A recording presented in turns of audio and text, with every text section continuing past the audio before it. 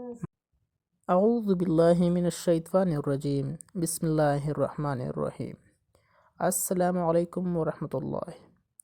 آپ دیکھ رہے ہیں اسلامک ویڈیو اے چینل۔ میں ہوں عبد الرحمن۔ ہم امید کرتے ہیں کہ آپ سب خیریت سے ہوں گے۔ ہمارا پیارا نبی سرور کونین آقا نامدار حضرت محمد رسول اللہ صلی اللہ علیہ وسلم کا ارشاد مبارکہ ہے، دلوں کا سکون کرنے کی بات کی ہے۔ حدیث مبارکہ میں اسی طرح آتا ہے۔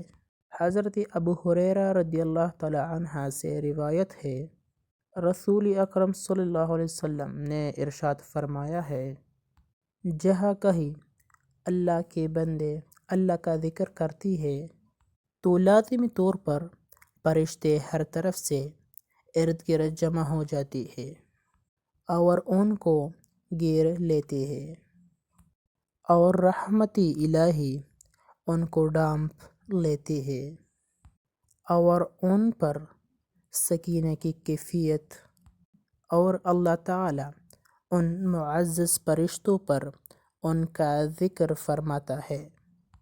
اور دل کا سکون کون نہیں چاہتا؟ ہر دور میں ہر انسان کی یہ حاجت رہی ہے کہ مجھے دل کی چین اور اطمینان مل جاتی ہے۔